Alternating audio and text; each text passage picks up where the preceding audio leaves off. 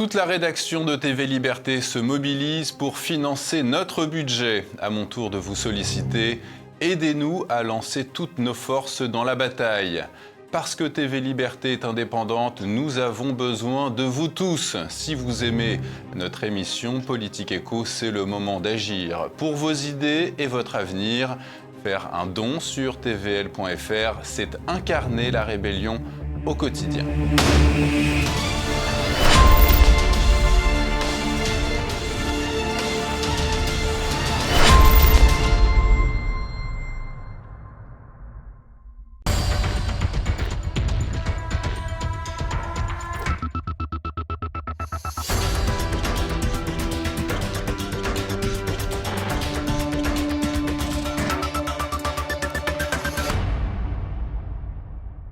Bonjour à tous et bienvenue dans ce nouveau numéro de Politique et Économie. Pour commencer, n'hésitez pas à nous laisser un pouce bleu si vous aimez cette émission en bas de cet écran et à nous laisser vos commentaires pour un meilleur référencement sur Internet. Notre invité aujourd'hui, Guy de Lafortelle, bonjour. Bonjour Pierre. Guy de Lafortelle, vous êtes l'animateur de la chaîne YouTube L'Investisseur sans costume. On va parler de l'une de votre dernières vidéos, en tout cas c'est la dernière en date aujourd'hui où nous enregistrons cet entretien. Elle s'appelle cette vidéo « Quand les banquiers se mêlent de politique ». Et alors il y a une petite phrase je me suis dit, on va commencer avec ça, avec Guy de Lafortelle, je vous cite, « Il n'y a qu'à se baisser pour observer l'enchaînement presque mécanique des appétits et intérêts qui ont conduit à la Seconde Guerre mondiale. » Et cette petite musique résonne à nouveau. C'est quoi cette petite musique, Guy de Lafortelle ? Alors, cette vidéo est tirée d'un texte que j'avais écrit en 2019. C'est même la lecture du texte mot à mot. Et qui était une réaction à une phrase de Bernard-Henri Lévy sur un plateau, je ne sais plus lequel, dans lequel il expliquait que c'était les peuples qui avaient porté Hitler au pouvoir et pas du tout la grande bourgeoisie d'affaires. Et il faisait, et du coup, voilà, en tant que, moi c'est une période historique que j'aime beaucoup et que je connais pas mal. Et quand on regarde l'histoire un peu précisément, on sait très bien quel est le rôle de la grande bourgeoisie d'affaires dans l'accession au pouvoir d'Hitler et même de manière générale l'attrait pour le nazisme des Anglais et des Américains au moins comme rempart contre le communisme. Et du coup, j'avais écrit ce texte-là en référence donc, pour porter la contradiction à ce qui est une énormité sur la montée au pouvoir d'Hitler, qui, bien sûr, ce serait sans doute pas faite sans les peuples, mais ce serait encore moins faite sans les grands réseaux affairistes allemands et américains en particulier. Et c'est vrai que je l'ai enregistré assez récemment, parce que je trouvais que ce papier prenait une petite saveur un peu particulière 3 ans plus tard, en 2022, avec le conflit ukrainien notamment. On sait qu'à l'époque, d'ailleurs, le roi anglais avait montré une certaine accointance, un certain intérêt pour Adolf Hitler, qui était en train de monter en puissance. Le père de la reine qui est décédée il y a peu, il avait montré son intérêt. Et aussi, il y a, c'est ce que vous expliquez, une espèce de concentration des capitaux, et cela se répète aujourd'hui encore. Ça fait partie effectivement des similitudes. On a cette chose assez étonnante qui arrive après la fin de la Première Guerre mondiale, qui est que les États-Unis qui sont sortis d'un âge que Mark Twain appelait le Gilded Age, qui était l'âge en or plaqué, qui est celle de l'ascension de toutes les grandes fortunes, les Rockefeller, les Carnegie, les Mellon, qui cachaient assez mal, en fait, une très très grande pauvreté aux États-Unis à la fin du 19e siècle et aussi en Europe. Donc un accaparement par le haut pour une petite élite et une misère en bas. Vous avez cet accaparement aux États-Unis qui se fait tout au long du 19e siècle, surtout à la fin, et on se retrouve dans les années 1900. Les barons voleurs que vous évoquez. Absolument. Et on se retrouve dans les années 1900-1910 avec la fin de cette période où la frontière américaine, la frontière est définitivement fermée. C'est-à-dire que le premier, ça fait déjà 40 ou 50 ans que le premier transaméricain, la première voie de chemin de fer transaméricaine a été achevée. Donc on ne peut plus s'étendre vers l'ouest. Vous avez en 1911 le démantèlement de la Standard Oil qui met fin un petit peu, qui marque un coup d'arrêt aux pratiques qui étaient des pratiques mais de mafieux, les pratiques de Rockefeller. Les lois antitrust. Les lois antitrust, absolument. Toutes les lois antitrust qui sont fondées à partir de ce premier démantèlement de la Standard Oil de 1911. Et après la Première Guerre mondiale, en fait, tout ce que les Américains ne peuvent pas faire, ne peuvent plus faire chez eux, ils vont le reproduire en Allemagne. C'est quelque chose qui est absolument fascinant, parce que, déjà, la première chose, c'est que les Américains ont massivement financé, notamment par JP Morgan Jr., John Pierpont. Oui, alors le fondateur de la célèbre banque américaine, qui est aujourd'hui la JP Morgan Chase, qui a fusionné. Mais alors, est-ce que justement vous pouvez revenir sur le rôle qu'il a joué, ce grand banquier JP Morgan? Alors c'est le fils. Lui, il y a JP Senior. Junior. Oui, là c'est Junior dont on parle. JP Morgan Jr. On peut dire, si vous voulez, a mis l'industrie américaine au service de l'entente des Anglais et des Français pendant la Première Guerre mondiale. Je ne sais pas si vous vous souvenez, mais en 1914, quand les nations européennes partent en guerre, tout le monde pense à une guerre assez courte. Parce que c'est comme ça que les guerres se faisaient à cette époque-là. Et on ne peut pas envisager une guerre aussi longue que cette Première Guerre mondiale sans... Il y a 1 milliard de dollars qui sont déversés, qui est quelque chose de considérable, c'est peut-être l'équivalent de 500 milliards d'euros aujourd'hui, qui sont déversés dans le conflit européen et qui permettent de le faire durer. Très longtemps. Et Morgan a un rôle absolument essentiel pour financer justement cette économie de guerre. Et c'est assez intéressant parce que vous avez Morgan d'un côté qui fait ça, et de l'autre côté, vous avez Roosevelt. Qu'est-ce que je dis Roosevelt ? Wilson, pardon. Le président américain de l'époque. Excusez-moi, je me trompe d'une guerre. Vous avez Wilson qui, lui, veut l'inverse. Lui, il veut une paix sans victoire, et il veut surtout que la guerre s'arrête le plus vite possible. Pour rétablir le commerce tranquillement, quoi. Pour rétablir le commerce. Et finalement, ce qui donnera finalement l'ascendant à Morgan plutôt qu'à Wilson, ce sera quand les Allemands feront cette faute de reprendre la guerre sous-marine à outrance, qui gêne le commerce mondial, qui gêne le commerce américain. Et ça, Wilson ne peut pas accepter, dans cette nation marchande que sont les États-Unis à cette époque-là, qu'on casse les lignes commerciales. Et du coup, on se retrouve en 1918 avec les Français et les Britanniques qui ont des créances absolument dantesques vis-à-vis des Américains, qui sont des créances en dollars, donc ils ne peuvent pas imprimer ni de francs ni de livres pour les rembourser. Donc, vous avez là une chaîne très, très forte. Et l'Allemagne, qui, elle, à l'inverse, avec les réparations du traité de Versailles, doit des réparations encore plus importantes à la France. Et c'est ce qui va entraîner, on va y revenir, c'est les causes de la Seconde Guerre mondiale, le traité de Versailles, ce qui est exigé de la part de l'entente à l'Allemagne. On sait aussi aujourd'hui que cette Première Guerre mondiale, sans l'apport de Wall Street et de ce JP Morgan, cette guerre n'aurait pas pu durer 4 ans comme elle l'a fait. Ça aurait pu durer 1 an et demi. Et c'est en fait grâce à Wall Street que ce conflit et que ces morts ont... Grâce ou à cause, ouais. Oui, bien sûr. Oui, ça veut ça. Et dans le traité de Versailles, ça vous avez un petit ouvrage de Jacques Bainville qui s'appelle « Les conséquences politiques du traité de Versailles », que je recommande à tous vos auditeurs. C'est un petit ouvrage très court qui est une réponse au pamphlet de Keynes, « Les conséquences économiques du traité de Versailles », et où Bainville répond à Keynes en expliquant en 1920-21, au moment où il écrit ça, que la France a été trop dure là où elle devait être douce, au niveau des réparations, et qu'elle a été trop douce là où elle devait être dure, c'est-à-dire accepter l'unité allemande. Il ne faut pas oublier que l'Allemagne date de 1870 et qu'en 1914, vous pourriez encore, comme on dit gentiment, l'exploser façon puzzle et refaire les petites principautés rhénanes, remettre la Prusse dans son coin, et vous auriez pu faire ça. Alors les Britanniques s'y sont opposés, s'y seraient opposés. Mais, et donc Bainville dit ça, et il dit, maintenant que vous avez humilié les Allemands, que vous les humiliez une deuxième fois avec les réparations, et qu'en plus vous avez forgé leur unité, vous allez les faire bouillir dans leur Allemagne, et vous allez voir, ça va prendre 1 an, 10 ans ou peut-être plus, mais au bout d'un moment, ils vont vouloir s'étendre à nouveau, et ils vont aller voir du côté de l'Autriche, puis de la Tchécoslovaquie, des Sudètes, et la Pologne. En 1921, il est écrit que les Allemands iront s'étendre en Autriche, chez les Sudètes, et en Pologne, qui est exactement ce que fait Hitler 10 ans plus tard. Et je crois qu'il dit exactement, vous aurez un nouveau conflit dans 20 ans. Oui, donc, oui, de 19 à 39, donc, on y est. Donc on a absolument, à la fin de la Première Guerre mondiale, en tout cas, quelqu'un comme Bainville a été capable de montrer l'enchaînement très très tôt.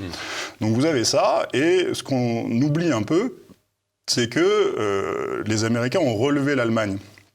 Alors attendez, parce on va un petit peu vite. J'aimerais savoir... parce qu'on évoque le rôle de John Pierpont Morgan, de cette concentration des capitaux entre les mains de certains grands banquiers américains, de certains grands industriels. C'est quoi le parallèle qu'on pourrait faire avec la situation actuelle, notamment ce qu'on voit avec l'Ukraine?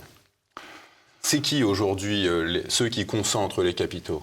Alors, c'est aujourd'hui qui concentre? Si vous regardez sur l'Ukraine, là, vous avez un indice qui est arrivé il n'y a pas très longtemps, qui est que l'Ukraine a donné charge de toute sa reconstruction à BlackRock, ce qui est quelque chose de très particulier, très inattendu. C'est a priori, un État souverain n'est pas censé, il peut éventuellement prendre un conseil, mais il n'est pas censé donner la charge de sa reconstruction à une entreprise privée, qui plus est américaine. Alors rappelez-nous un petit peu, c'est qui BlackRock ? BlackRock, c'est le plus gros gestionnaire d'actifs mondial. Alors, il n'y a pas si longtemps que ça, ils avaient plus de 10 000 milliards d'actifs sous gestion. Ils doivent être entre 7 et 8 en ce moment. Je crois que c'est le PIB à peu près de la France, de l'Allemagne et de l'Angleterre. Oui, c'est ça. Et vous pourrez encore rajouter à ça, c'est les fonds qu'ils ont en gestion directe. C'est-à-dire que tous les gens qui placent leur argent dans les fonds de BlackRock, cet argent va là. Et ils ont un logiciel de gestion qui s'appelle Aladdin. Donc indirectement, ils ont une entreprise. Ça fait rêver, Aladdin. Ça fait rêver, n'est-ce pas? C'est le génie de la lampe, n'est-ce pas? Et qui là leur permet de gérer 20 000 milliards de plus. Donc vous avez donc ce qui leur permet d'orienter la politique de certaines entreprises, faire virer un PDG. Oui, bah ça on l'a vu avec Danone. J'avais écrit un papier là-dessus. C'est pas directement, c'est des choses. Ils se servent souvent de petits fonds activistes, mais ils se servent de ça. Et ils sont occupés de Danone. Et ils ont une politique extrêmement agressive à ce niveau-là. Et aujourd'hui, ce qu'on voit, c'est-à-dire qu'il y a quelque chose d'assez perturbant de se dire que vous avez les États-Unis qui déversent des sommes absolument considérables en Ukraine, et encore une fois, mais là vous avez une question morale qui est extraordinaire, c'est de se dire qu'est-ce qui pèse le plus entre la victoire et les morts? C'est-à-dire que est-ce que la France aurait été mieux ou moins bien si il y avait eu 500, 700 ou 800 000 jeunes hommes qui n'étaient pas morts en 14-18, mais qu'elle avait perdu? Franchement, moi, je suis incapable de répondre à cette question. On sait aujourd'hui, en tout cas, que la politique la stratégique américaine, c'est faire la guerre en Ukraine jusqu'au dernier Ukrainien.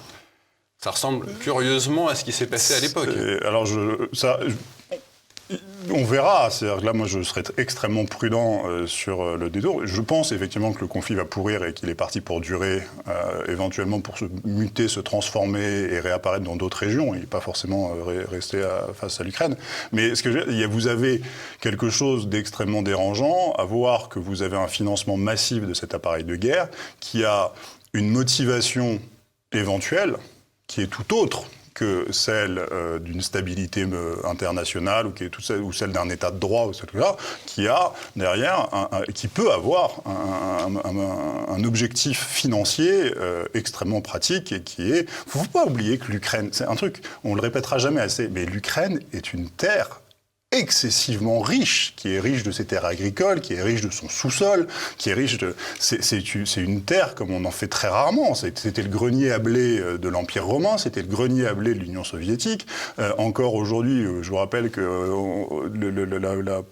la distribution mondiale d'huile de tournesol a été dérangée à cause du conflit ukrainien. C'est quelque chose d'extraordinaire, l'Ukraine, en termes de richesse. Hein. L'intellectuel Mackinder, on l'a dit et répété, avait déjà nommé cette région, le Heartland, comme étant le point de friction entre l'Orient et l'Occident.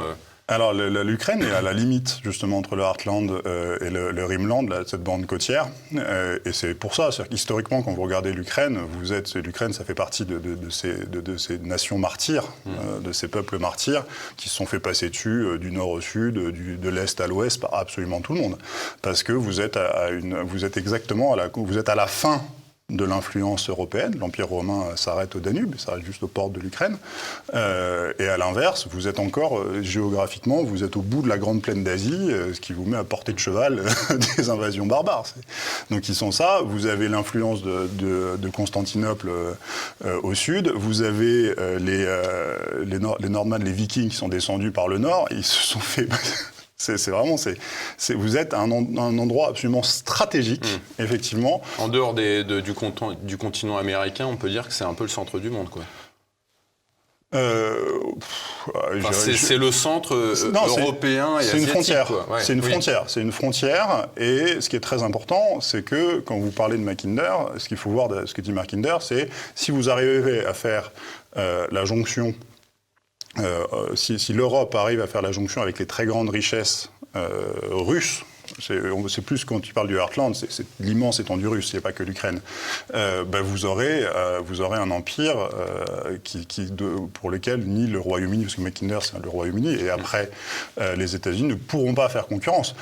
Aujourd'hui, c'est au tout début du conflit ukrainien, moi j'avais écrit un papier que j'avais intitulé La grande muraille de fer qui s'élève.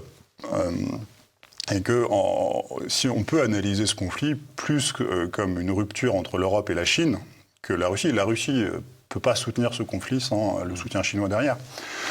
Vous nous avez parlé donc de BlackRock, Guy de Lafortelle. Est-ce que les deux autres grands fonds d'investissement que sont The Vanguard Group et State Street sont eux aussi investis dans ce conflit ukrainien?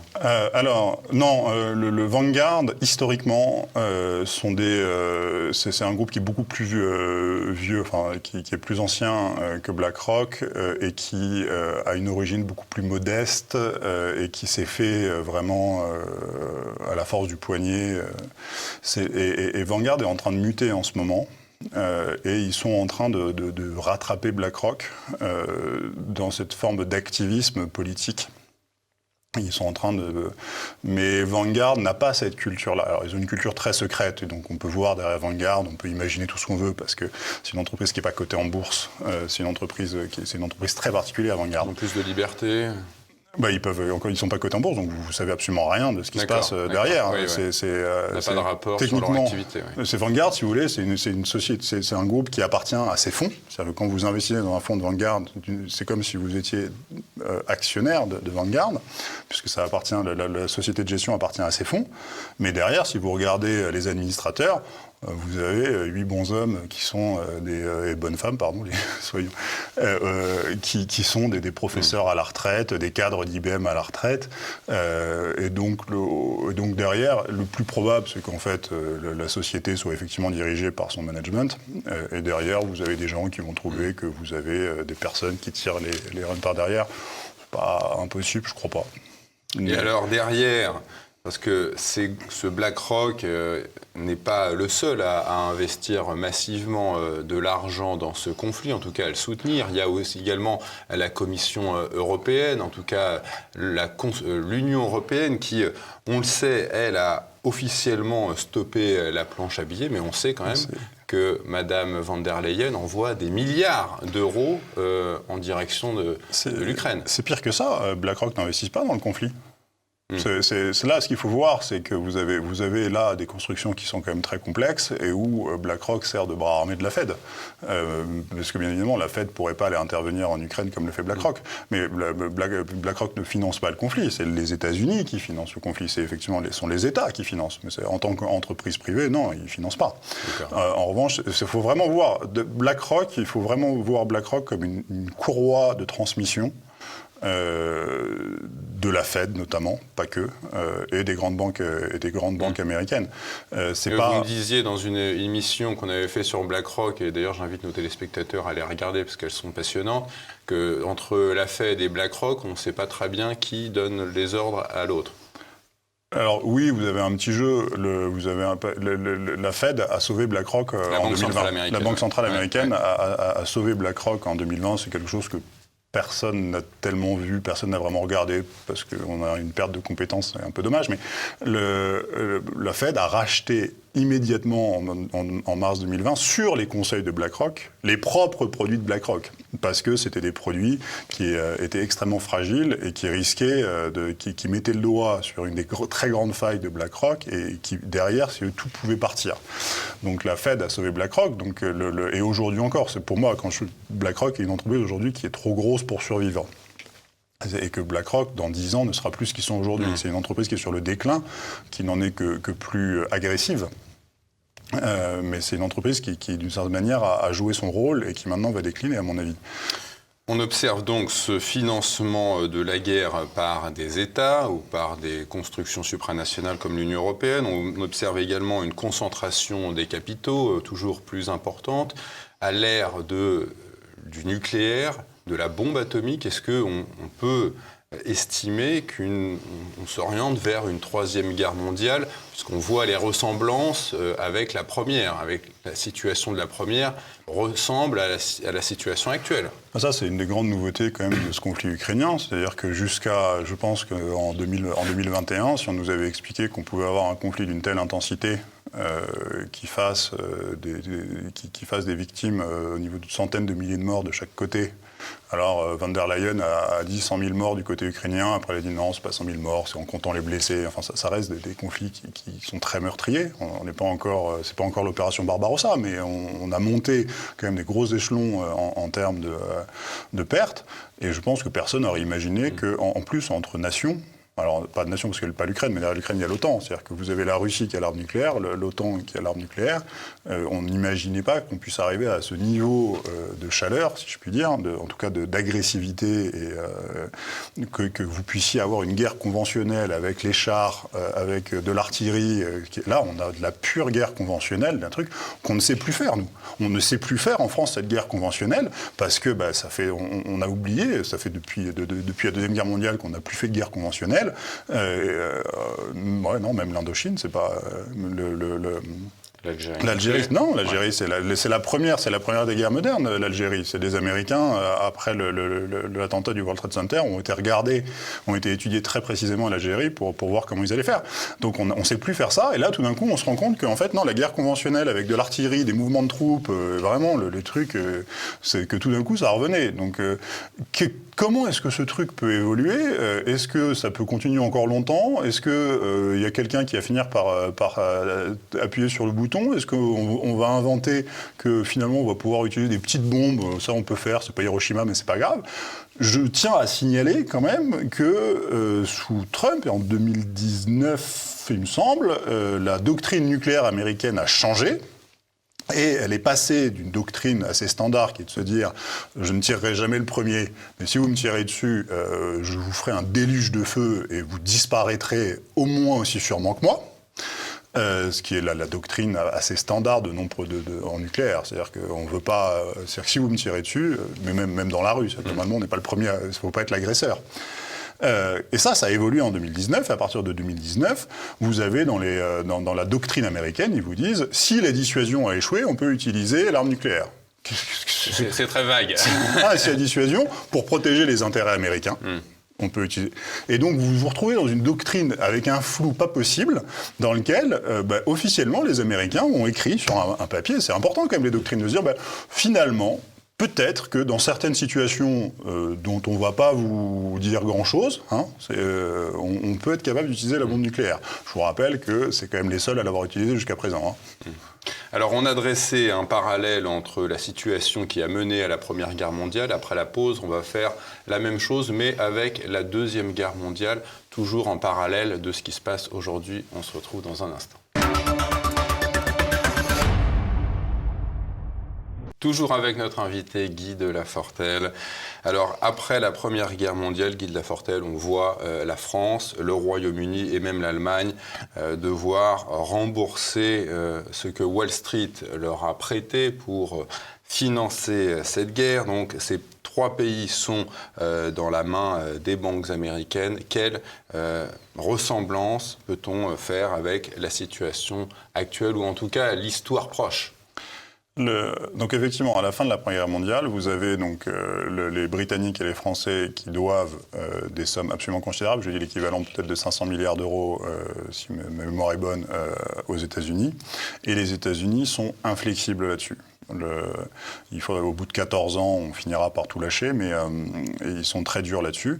Et en revanche, ils vont obliger les Français à négocier avec les plans Dawes et Young avec l'Allemagne, mais on se retrouve en tout cas dans une situation de dépendance radicale de la France et du Royaume-Uni vis-à-vis des États-Unis à cause de cet endettement en dollars.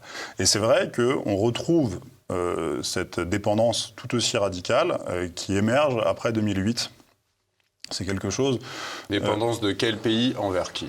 Des banques européennes. Ouais. Du système bancaire européen vis-à-vis des États-Unis, vis-à-vis du dollar américain. Encore une fois, c'est le dollar américain, c'est-à-dire que le problème, c'est parce que les banques, les États et les banques sont endettés en dollars pendant la Première Guerre mondiale.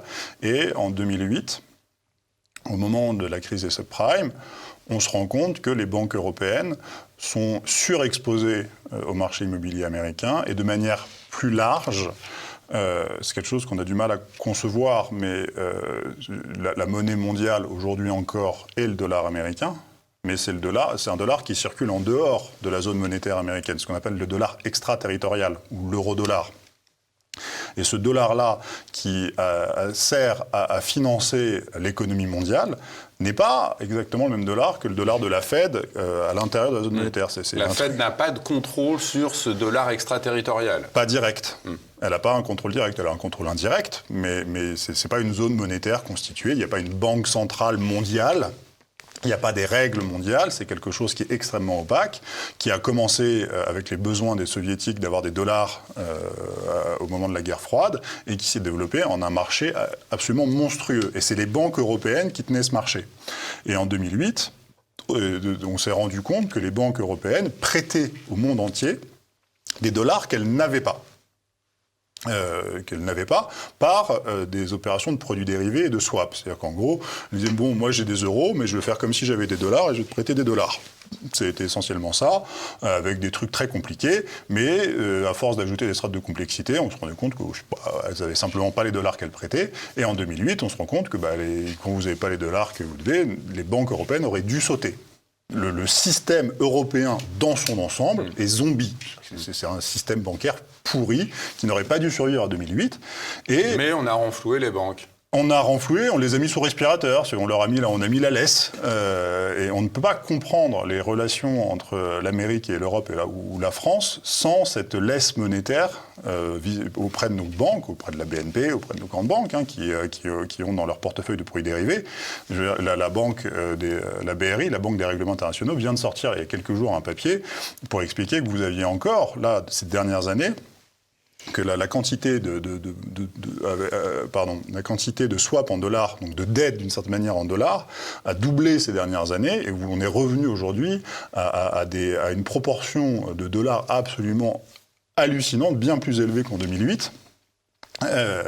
Et ça, c'est en sachant que les seuls qui peuvent produire du dollar, c'est les États-Unis. Et donc on a cette dépendance extrême qui explique en partie le fait qu'aujourd'hui, l'Europe semble ne pas avoir d'autonomie stratégique, notamment en Ukraine. En Ukraine, la ligne européenne est la ligne américaine. Point barre. Il n'y a pas de différence.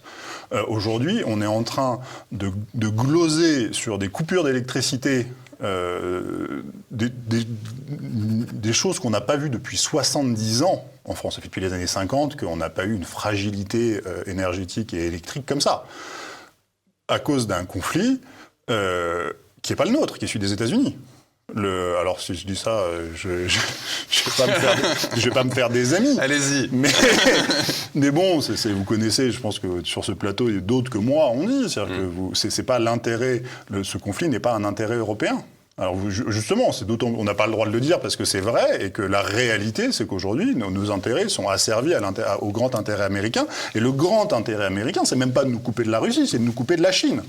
Ça, il faut faire un peu de géographie, mais se rendre compte, c'est revenir sur les grands principes géopolitiques des anglo-saxons, il ne faut surtout pas que l'Asie du Sud-Est puisse faire sa jonction. L'Asie du Sud-Est et tous les grands territoires de Heartland, de très riches en matières premières, fassent leur jonction avec l'Europe. Surtout pas, parce que s'ils font ça, en gros, nous, on est foutus. C'est une logique impérialiste. Et donc, on va voir entre ces deux grands conflits mondiaux, les banques américaines prêtaient à l'Allemagne encore plus d'argent qu'elles n'en avaient prêté à la France pendant la Première Guerre mondiale, ce qui fait qu'en 1939, le PIB allemand va être le double de celui de la France, malgré les réparations que l'Allemagne avait versées à l'Angleterre et à la France. C'est l'éléphant au milieu de la pièce. C'est-à-dire que vous retrouvez en 1919, avec en gros deux nations à genoux, la France et l'Allemagne, ils sont à peu près dans le même état de délabrement. Alors, à la différence qu'en France, vous avez, bien évidemment, le territoire allemand n'a pas été touché par la guerre. Mais en France, vous avez toutes les pertes. Mais ces pertes-là, si on veut être purement économiste dégueulasse, la reconstruction, ça fait du PIB et ça produit de la richesse par derrière. Et malgré cela, malgré les réparations, malgré ça, effectivement, on se retrouve avec une Allemagne qui a un PIB 2 fois supérieur. Pourquoi ? Parce que les Américains ont massivement relevé l'Allemagne pour 2 raisons. La première raison qu'on a déjà évoquée, c'était qu'il y avait là, pour le dire vulgairement, des couilles en or à se faire. Pardon. Allons-y. Ils ont construit un truc, c'est-à-dire que les grands conglomérats qu'ils ne pouvaient plus faire aux États-Unis, ils les ont refaits en Allemagne. Ouais. Ils les ont refaits. Ils ont relevé tous les Krups, les Thyssen, tous ces gens-là. Ils ont refait des grands monopoles.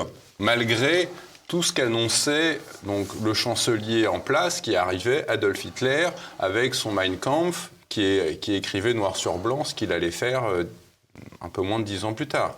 Il faudrait savoir qui a lu Mein Kampf déjà, hein, parce que je ne sais pas à cette époque-là qui a lu Mein Kampf. Il faut quand même voir que c'est écrit avec les pieds, que c'est quand même un pavé pas possible.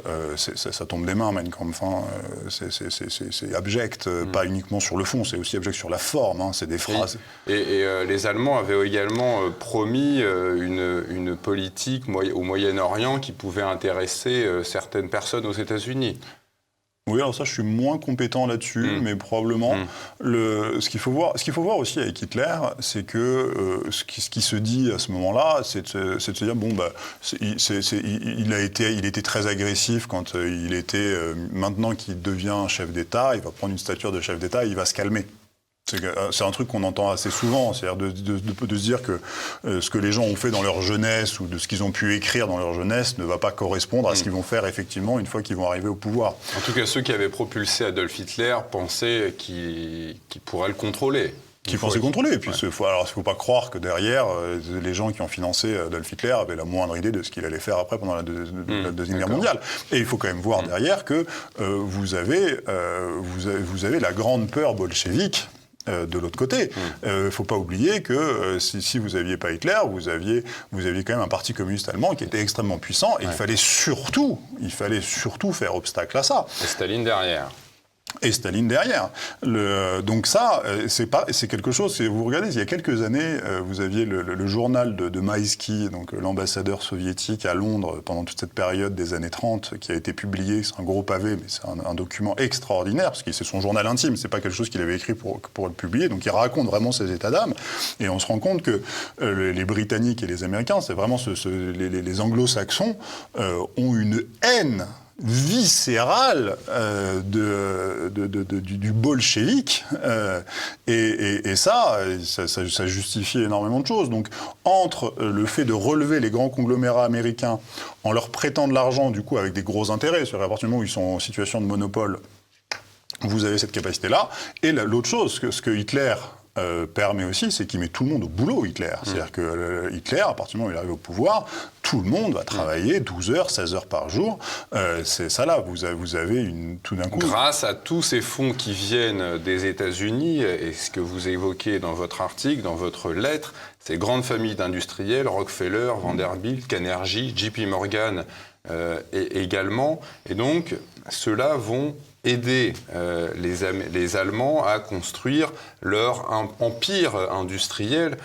IG Farben pour la chimie, AEG pour l'électricité, l'acier également, ils développent un groupe, je ne parle pas assez bien allemand pour... Rheinische Stahlwerke. Voilà. Merci Guy de Lafortelle. Et donc, ces grands industriels américains que je viens de citer, s'appuyer sur deux personnalités allemandes, Hjalmar Schacht, qui était le ministre de l'économie du Reich, et Max Warburg, dont le frère Paul a aidé à l'élaboration en 1913 de la Banque fédérale américaine. Ouais. Alors, c'est qui ces Schacht et Warburg? Schacht, c'est un personnage extraordinaire. Schacht, c'est un brigand de génie. Schacht, c'est quelqu'un qui a commencé sa carrière, qu'on découvre pendant la Première Guerre mondiale. Il participe à l'occupation de la Belgique par l'Allemagne. Et la première chose qu'on découvre de Schacht, c'est qu'il détourne 500 millions des réquisitions belges pour l'effort de guerre pour les envoyer vers la Dresdner Bank, qui était son employé précédent. Donc vous voyez déjà, vous avez un voyou qui détourne des fonds pour l'effort de guerre pour les emmener vers la Dresdner Bank. Pardon. Donc ça, que vous retrouvez en 1923 comme sauveur du mark après l'hyperinflation, c'est lui qui arrive à redresser le mark. Que vous retrouvez, donc effectivement, qui est un ministre de l'Industrie, qui est président de la Reichsbank, donc la Banque nationale allemande, qui est un conseiller d'Hitler jusqu'en 1943, qui dans les années 30, dans les années 36-37, il fait un truc extraordinaire, il crée une fausse société de métallurgie, une société fictive, dont il impose aux communes et à différentes administrations de recevoir des traites de cette fausse société en paiement, pour pouvoir augmenter la circulation monétaire en Allemagne, pour pouvoir justement alimenter de l'espèce d'effervescence qu'il y a à ce moment-là avec l'économie de guerre, sans augmenter le déficit allemand. Enfin, il fait des trucs, c'est un voyou de la pire espèce, Schacht, mais de génie.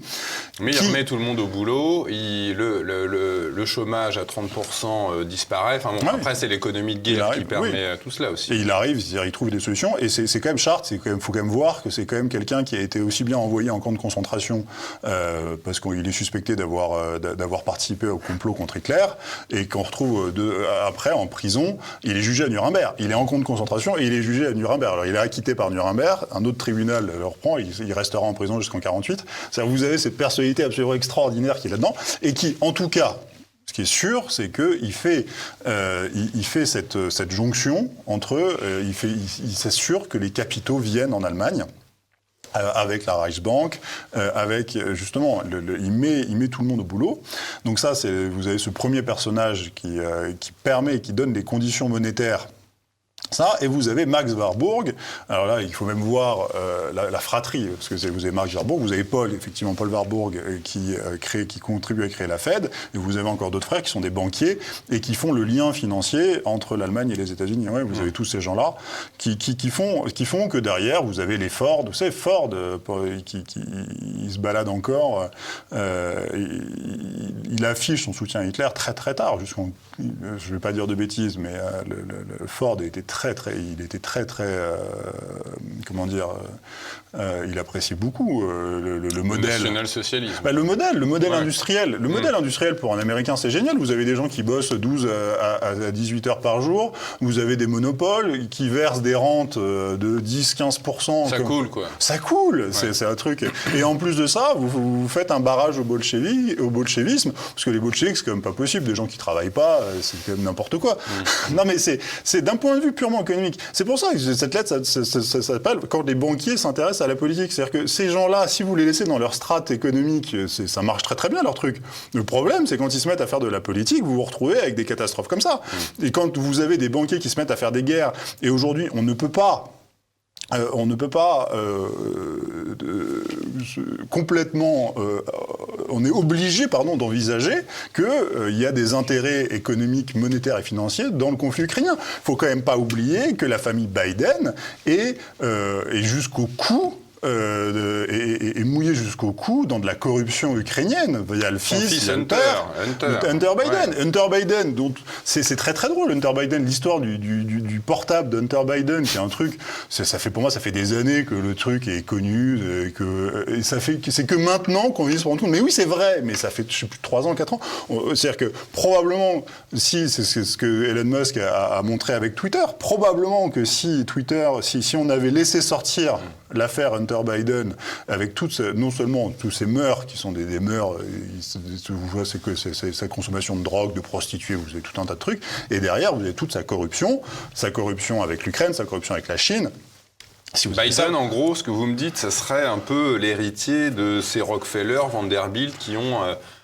Non, c'est la partie politique. C'est la partie politique. Et la partie financière, ça serait qui aujourd'hui? C'est Rockefeller, Vanderbilt. Vous avez BlackRock qui est là. Vous avez derrière. Faut regarder. Il faut regarder à qui iront les contrats. Vous avez ces grandes sociétés.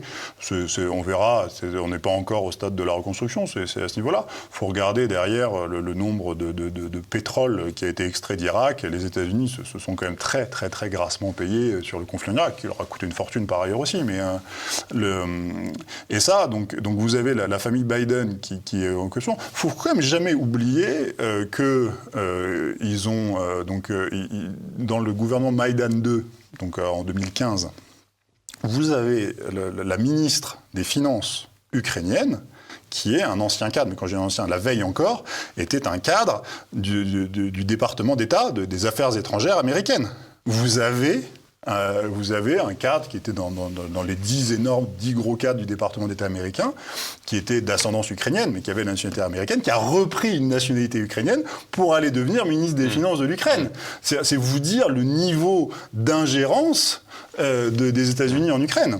Et on sait que ce parti démocrate qui a amené Biden au pouvoir a été financé par notamment ce jeune homme qui avait la société FTX, qui s'appelle Samuel Bankman-Fried, et qui a écroulé complètement sa société et qui a ruiné au passage quelques personnes. Oui, mais ça j'allais dire, malheureusement, c'est presque classique comme circuit. C'est-à-dire que vous avez ce circuit-là où, effectivement, vous avez des sommes, ce qui semble être le cas, ça commence à être assez bien documenté. C'est-à-dire que vous avez des sommes qui sont versées en Ukraine, qui derrière qui repartaient chez FTX, et FTX qui ensuite renvoyait.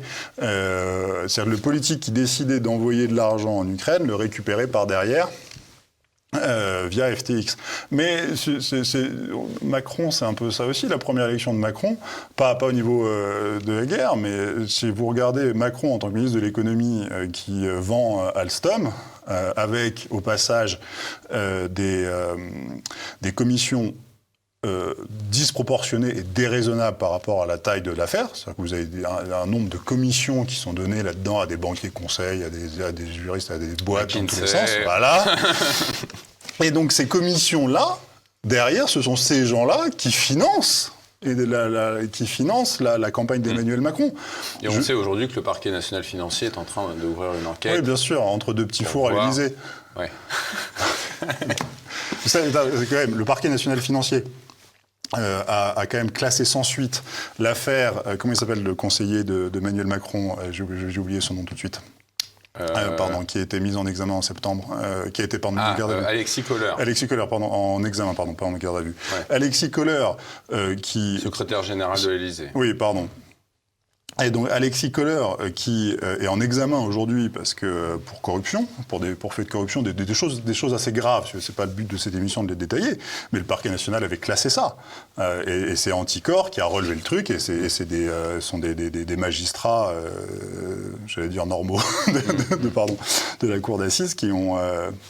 Je suis en train de dire des bêtises. Bref, mais c'est pas le PNF qui l'a mis. Le PNF avait classé l'affaire. Donc non, le PNF, c'est une mascarade. Ce qu'ils sont fait avec Kohler et ce qu'ils font là avec Macron mériterait qu'ils soient dissous. Et quand on sait que ces grands banquiers qui financent dans un conflit une partie et puis la partie adverse et qui encaissent les dividendes à la sortie, en fait, ces gens-là n'ont pas de patrie, quoi.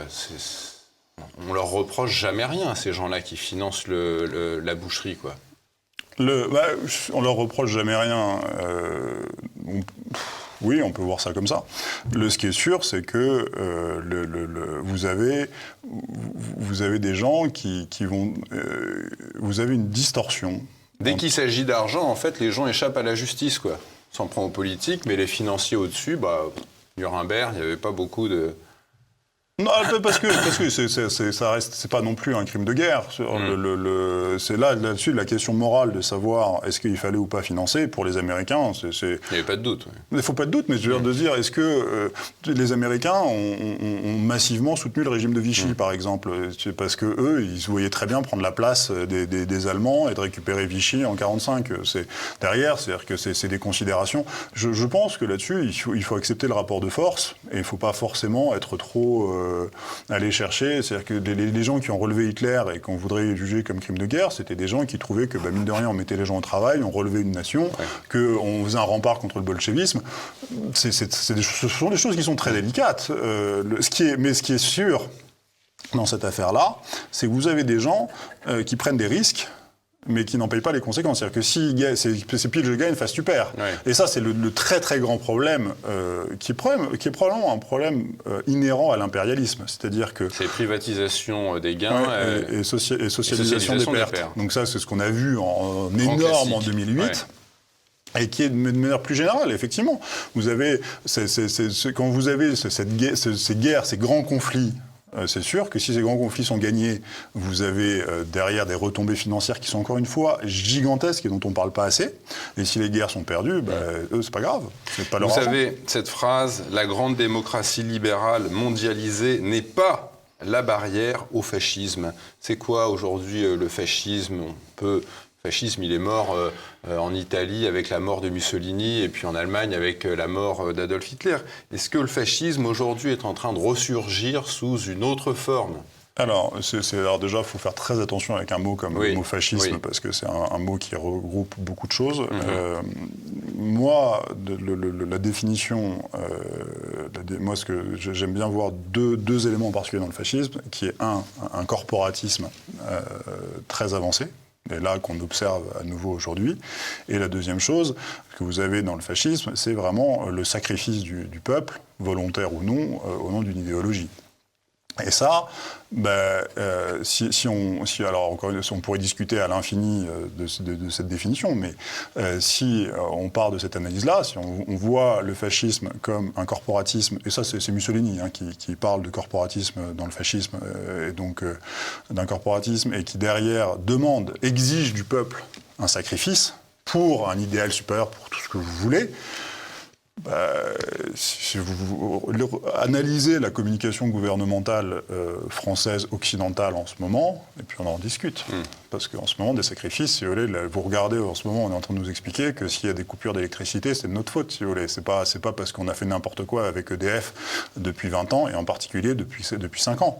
C'est pas parce que Macron a décidé qu'on allait fermer 14 centrales, finalement on va pas les fermer, on va faire des petits nucléaires, des petits réacteurs, des petits réacteurs à eau bouillante. Ah ben non, finalement on va racheter Alstom, on les avait vendus, on va fermer Fessenheim. Enfin, quand vous regardez aujourd'hui la politique énergétique de la France, c'est une honte. Et vous avez Emmanuel Macron qui, ce matin ou hier, je ne sais pas quand, vient nous expliquer qu'on est une grande nation énergétique et que s'il y a des coupures, c'est de qui ? C'est de notre faute à nous parce que, vous comprenez, on a fait marcher le grille-pain un peu trop. Enfin, encore une fois, la France, il y a 2 ans, c'est le plus grand exportateur d'électricité au monde. Il y a 2 ans. Et que normalement, enfin, ces gens sont fous. Ces gens sont fous. Vous dites qu'à nouveau aujourd'hui, donc les puissances financières et affairistes sont mondialisées et concentrées dans un nombre incroyablement faible de mains. À nouveau, elles sont acculées par des populations exaspérées. Mais les populations exaspérées, où sont-elles ? Les gilets jaunes sont quand même descendus dans la rue il y a quelques années pour moins que ça. Alors, pour moins que ça, il faudrait voir... Il n'y avait pas l'inflation qu'on a aujourd'hui, il n'y avait pas les promesses, les risques de coupure d'électricité pour l'hiver, etc. Bien sûr. Alors, il y a plusieurs... Et la récession l'an prochain. La révolte ou la contestation prend plein de formes différentes, et les formes les moins visibles ne sont pas forcément les moins destructrices. C'est-à-dire qu'à un moment, vous avez de la résistance passive qui se met en place, qui est que M. Macron se retrouve avec un pays totalement ingouvernable, parce que tout le monde était exaspéré, et que tout le monde se met à... Donc ça, c'est autre chose. Si vous voulez voir... Moi, à mon avis, on est en droit de faire un parallèle entre, à la fois, au sein de nos sociétés, cette espèce de confrontation qui est en train de grandir, entre cette toute petite minorité, ce milieu de grands milieux d'affaires. Encore une fois, on parle de la haute bourgeoisie d'affaires. On parle de gens qui vont être capables de mobiliser des capitaux de manière considérable. On ne parle pas d'un médecin ou d'un notaire c'est pas de ça dont on parle. On parle de gens qui peuvent mobiliser du capital pour des guerres, pour des opérations. Et ça, vous avez cette population-là qui aujourd'hui a des intérêts qui sont radicalement différents de ceux de leur population. Encore une fois, le conflit ukrainien, aujourd'hui, il n'est pas dans l'intérêt de la population française, il n'est pas dans l'intérêt des populations européennes. Il est dans un intérêt affairiste, des choses que, encore une fois, on a vues dans le 1er XXe siècle.